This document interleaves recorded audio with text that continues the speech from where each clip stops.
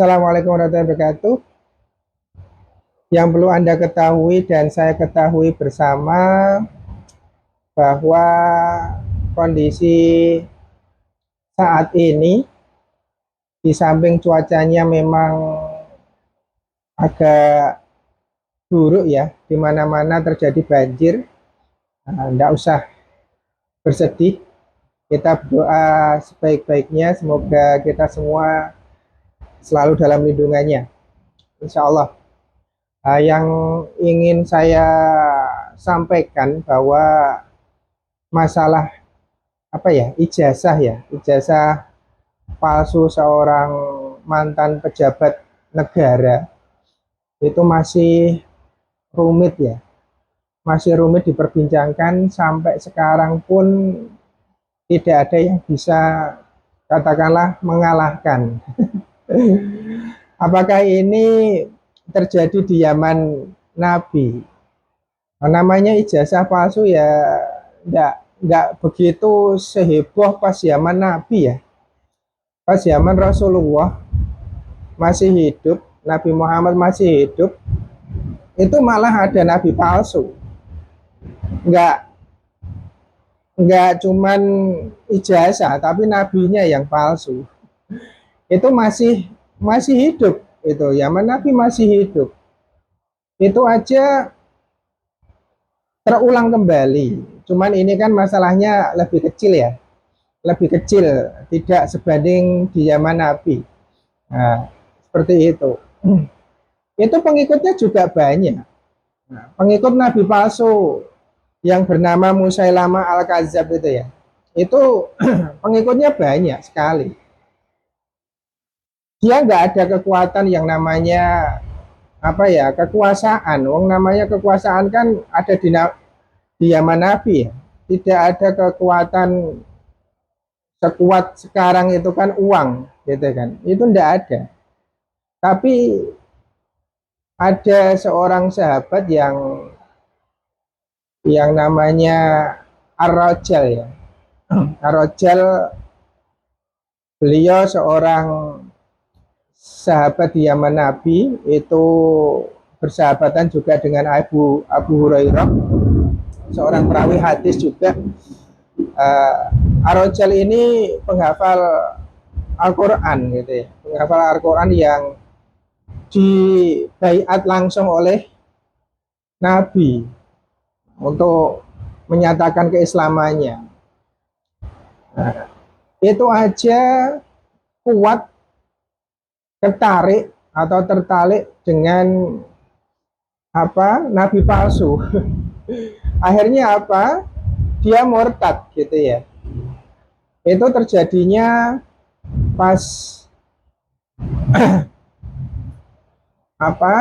Rasul wafat, terus pengaruh nabi palsu itu sangat kuat, sehingga Abu Bakar, di kekhalifahan Abu Bakar ini, nanti coba Anda koreksi kalau saya salah ya. Nah, Anda koreksi. Pas kekhalifahan Abu Bakar setelah Rasul wafat, itu mengutus ke Bani Hanifah yang dulunya mengantarkan Ar-Rajal ini masuk Islam. Nah, beliau diutus oleh Abu Bakar untuk menyampaikan biar pengaruh nabi palsu Musailamah itu tidak tersebar luas lagi. Tapi ternyata amanah yang diberikan Abu Bakar As-Siddiq ke Ar-Rajal ini malah dihianati bahwasanya menyampaikan bahwa Musailamah ini mendapat restu dari Nabi, sehingga pengikut Musailamah ini melonjak drastis gitu ya, melonjak drastis untuk mendukung nabi palsu ini. Nah, tapi sebelumnya itu pas pertemuan para sahabat, memang pas zaman Rasul itu sudah disampaikan, Nabi bersabda intinya bahwasanya nantinya ada seorang laki-laki di antara kalian itu gigi gerahamnya itu lebih besar daripada gunung Uhud yang ada di neraka gitu ya. Waktu itu kan ada Abu Hurairah dan Ar-Rajal yang sekiranya hafal Quran dan ahli hadis kan seperti itu ya. Yang ditakutkan Abu Hurairah nanti kan ini yang dimaksud itu saya kan gitu ya. Itu perkiraannya Abu Hurairah.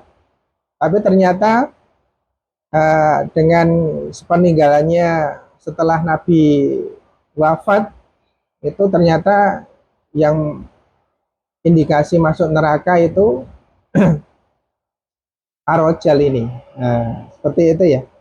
Jadi nggak perlu khawatir, itu zaman Nabi saja yang mengislamkan Nabi dan menghafal Quran aja itu aja kuat untuk murtad untuk istilahnya ingkar kan gitu ya, ingkar untuk membela Nabi palsu.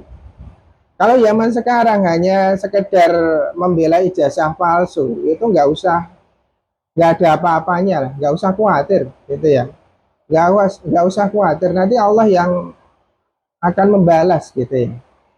Nah, kita doakan aja yang baik-baik gitu ya, kita doakan yang baik-baik, semoga si pembela kepalsuan ini nanti dikumpulkan di akhirat kelak itu ya bersama dengan yang dibelanya seperti itu ya, yang dibelanya. Kalau di akhirat yang bela siapa? Itu ya. Kalau tidak Nabi Muhammad dan Allah Subhanahu wa taala. Ya kita serahkan aja seperti itu. Itu ya, saudara seiman, semoga dengan kasus atau fenomena yang terjadi ini tidak menjadikan kita itu merasa was-was gitu ya, merasa